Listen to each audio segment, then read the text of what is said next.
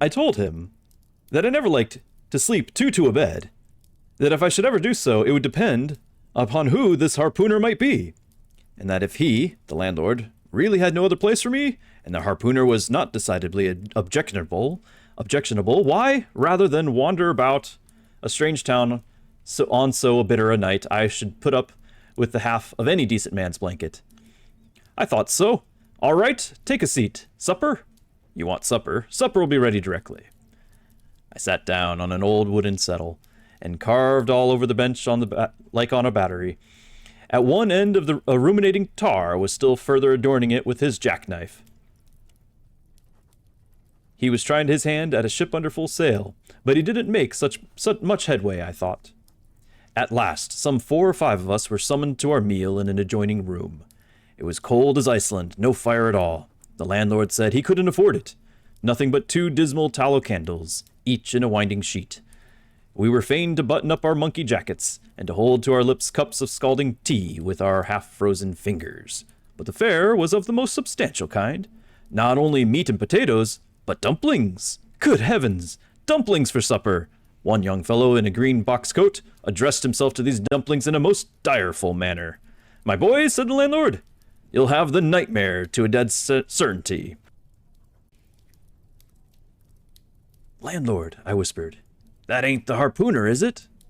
"Oh, no," said he, looking a sort of diabolically funny. "The harpooner is a dark-complexioned chap. He never eats dumplings, he don't. He eats nothing but steaks, and likes 'em rare." "The devil he does," says I. "Where is that harpooner? Is he here?" "He'll be here afore long," was the answer. I could not help it, but I began to feel suspicious of this dark-complexioned harpooner. Supper over, the company went back to the bar-room, when, knowing not what else to do with myself, I resolved to spend the rest of the evening as a looker-on.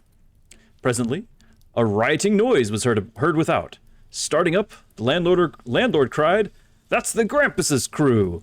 I seed her report on the offing this morning. A 3 years' voyage, and a full ship. Hurrah, boys! Now we'll have the latest news from the Fijis." A trampling of sea boots was heard in the entry. The door was flung open, and in rolled a wild set of mariners enough, enveloped in their shaggy watchcoats, and with their heads muffled in woolen comforters, all bedarned and ragged, and their beards all stiff with icicles. They seemed an eruption of bears in Labrador. They had just landed from their boat, and this was the first house they entered. No wonder, then, that they made straight for the wake of the whale's mouth, the bar. When the wrinkled little old Jonah, there officiating, soon poured them out brimmers all around.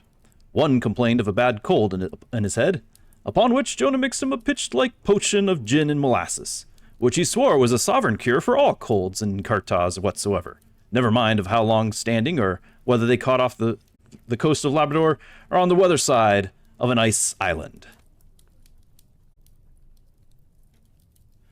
The liquor soon mounted into their heads, and as it generally does even with the errantist truppers newly landed from sea, and they began capering about most ostentatiously. I observed, however, that one of them held somewhat aloof, and though he seemed desirous not to spoil the hilarity of the shipmates by his own sober face, yet upon the whole he refrained from making as much noise as the rest. This man interested me at once, and since the sea gods had ordained that he should soon become my shipmate, though but a sleeping partner one, so far as this narrative is concerned, I will here venture upon a little description of him. He stood full 6 feet in height, with noble shoulders, and a chest like a cofferdam. I seldom seen such a brawn in a man. His face was deeply brown and burnt, marking his white teeth dazzling by contrast, while in the deep shadows of his eyes floated some reminiscences that he did not seem to give him much joy. His voice at once announced that he was a southerner, and from his fine stature I thought he must be one of those tall mountaineers from the Algernian Ridge in Virginia. When the revelry of his companions had mounted to its height, this man slipped away unobserved, and I saw no more of him till he became my comrade on the sea. In the few minutes, however, he was missed by his shipmates, and being, it seemed, for some reason, a huge favorite with them, they raised a cry of "Bulkington! Bulkington! Where's Bulkington?" and darted out to the house in pursuit of him. It was now about 9 o'clock, and the room seeming almost supernaturally quiet. I began to congratulate myself upon a little plan that had occurred to me just previous to the entrance of the sailors. No man prefers to sleep two to a bed. In fact, you would a good deal rather not sleep with your own brother. I don't know how it is, but people like to be private when they're sleeping. And when it comes to sleeping with an unknown stranger in a strange inn in a strange town, and that stranger a harpooner, then your objections indefinitely multiply. Nor was there any earthly reason why I, as a sailor, should be sleep two to a bed. More than anybody else, for sailors no more sleep two to a bed at sea than bachelor kings do ashore. To be sure, they all sleep together in one apartment, but you have your own hammock, and cover yourself with your own blanket.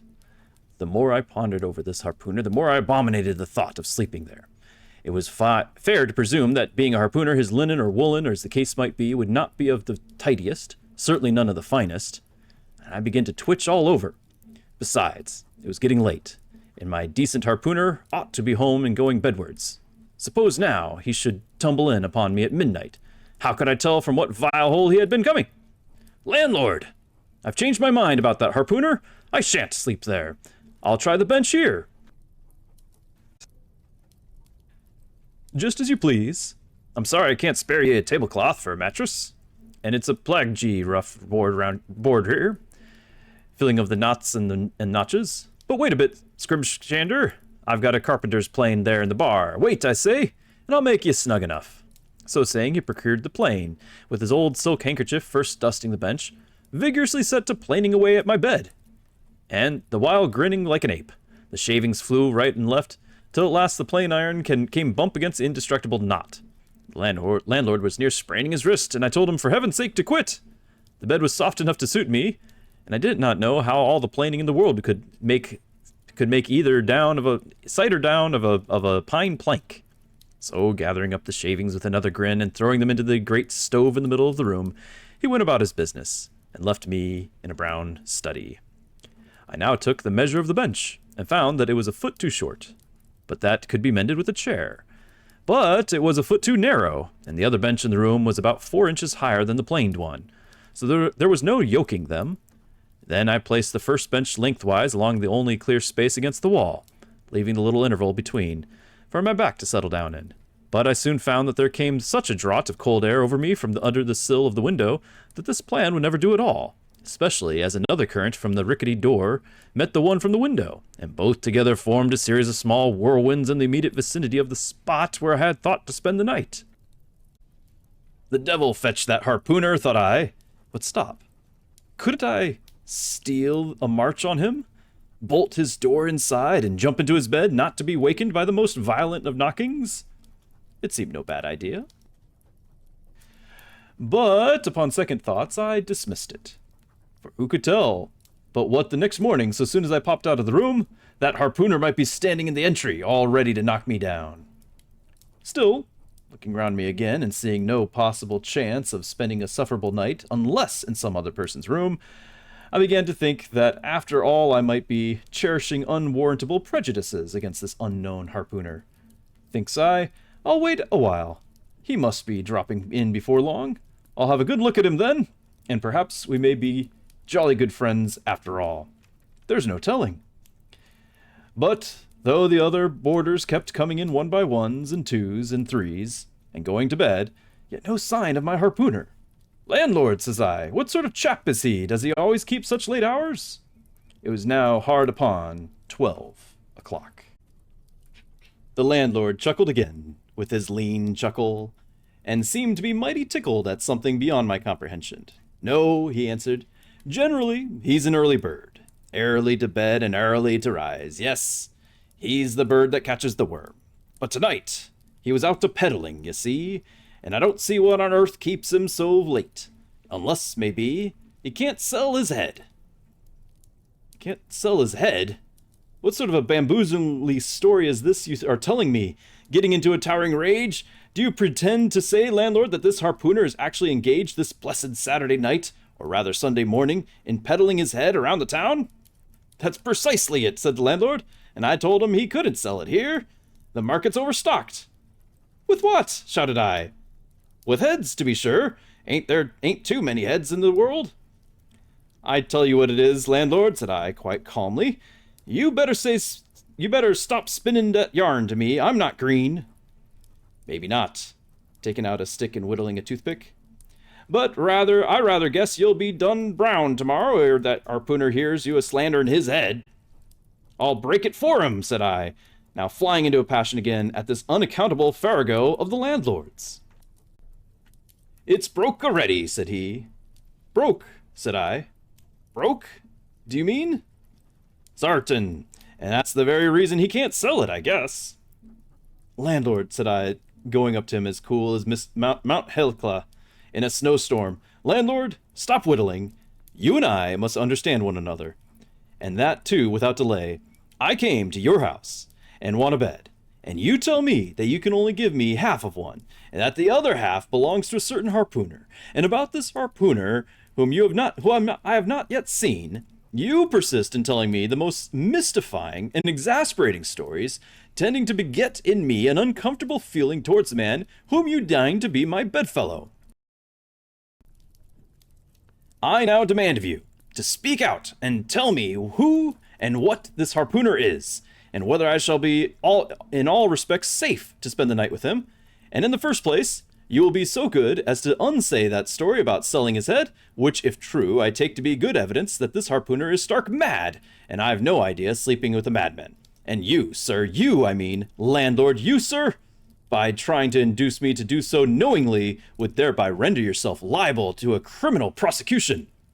Wow, said the landlord, fetching a long breath. That's a pretty long sarmon for a chop that rips a little now and then. But be easy, be easy. This here harpooner I have been telling you of has just arrived from the South Seas, where he brought up a lot of balmed New Zealand heads. Great curios, you know.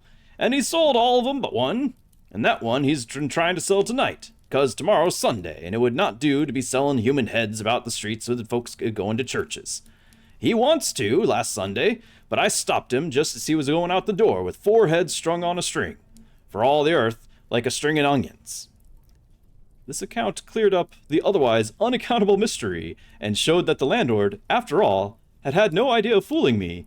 But at the same time, what could I think of a harpooner who stayed out on a Saturday night, clean into the Holy Sabbath, engaged in such a cannibal business as selling heads of dead idolaters?